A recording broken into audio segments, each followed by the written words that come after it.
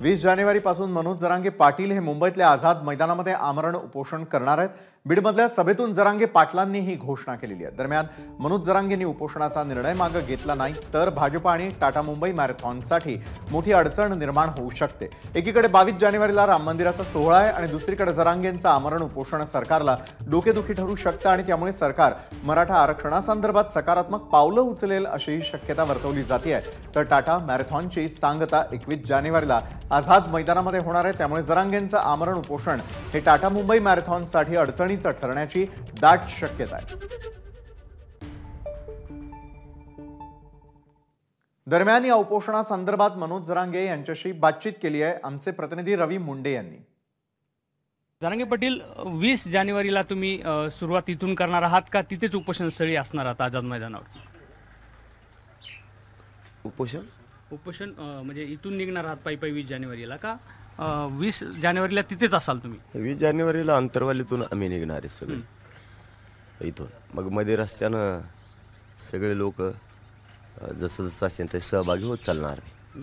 अंतरवालीतून सुरुवात करणार आम्ही मुंबईपर्यंत। 9ला सकाळी आम्ही 20ला इथून निघणार जानेवारीला, कारण आता तोपर्यंत वेळ पण पाहिजे समाजाला। जरांगे पाटील, मग साधारण 5-6 दिवस तुमचा प्रवास असेल का मुंबईपर्यंत? म्हणजे प्रत्यक्ष उपोषणाला 25-26 तारीख उजळू शकते। 6 दिवस लागतील जायला। हो, म्हणजे साधारण 26 तारखेला उपोषण होऊ शकतं सुरुवात? हो हो हो होऊ शकतं 100%।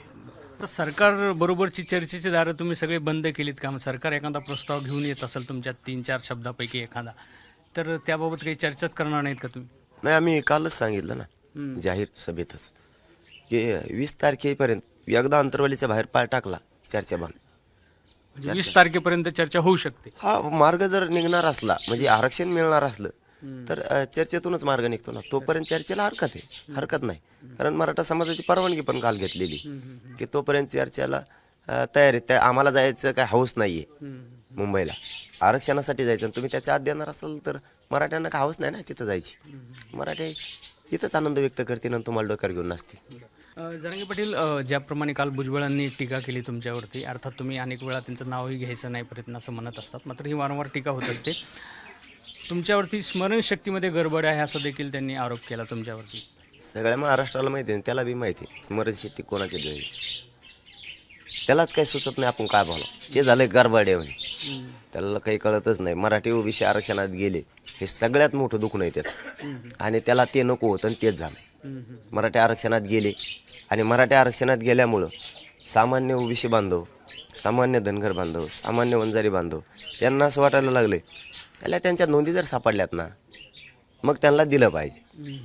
हा, नोंदी नसत्या तर ठीक होतं, मग आपल्या आरक्षणात त्यांना आपण येऊ दिलं नसतं। परंतु त्यांच्या जर नोंदी सापडल्यात ते आपल्या आधीपासून आरक्षणात येत, त्यांना विरोध का करायचा असं गावखेड्यात चर्चा आहे। त्यामुळं स्मरणशक्ती त्याची ढळली। तुमच्या 12 इंचीची छाती आहे, काही गडबड होईल त्याच्यामुळे तब्येतीची काळजी घ्यायचा सल्ला देखील त्यांनी दिला। अरे तोही किती, आम्ही काय छात्या मोजीत बसलोत का? तुला कोणी सांगितलं छात्या मोजायची? तुला काय, तू का टेलरचा धंदा टाकला का आता? तू माप घेऊन पळायला लागला का आता? आणि तो एवढी छाती कशाला गेलता मग मध्ये कांदे खायला? तुला शहाणा आहे तर इथं आम्ही 12 इंची असू नाही तर 2 इंची असू, तो 5 काढ्या नाही सगळ्या फुट्या फेट्या सगळ्या, बाकीचं काय अल्बम आणखीन तर शहाणा होईना। स्मरणशक्ती तोही ठेप्याला आण, तू योगा फेवगा करी जा रामदेव बाबांकडं इकडं तिकडं जाऊन जरा हान उड्या थोड्या, जरा आले दाला ठेप्याला। तू मुंबईसारखं ठिकाण आहे, आपल्यासाठी नवीन आहे कदाचित, पण जेव्हा आंदोलनासाठी सगळे आंदोलक एकत्रित येतील त्यानंतर गर्दी किंवा कायदा सुव्यवस्थेचा प्रश्न या आर्थिक राजधानीमध्ये होऊ शकतो। याची जबाबदारी कोणाची? सरकारची। त्यांनी आम्हाला मिळत असून बी देत नाहीत तर आम्ही काय करणार? शेवटी आम्हाला पण काय मर्यादा आहे, आमच्यावर सुद्धा काही जबाबदारी आहे। आता त्यांच्यावर जबाबदारी, ते डोळे झाकायला लागले, ते त्याचं त्या बोंगाऱ्याचं ऐकत येत आणि मराठ्यावर अन्याय करतात।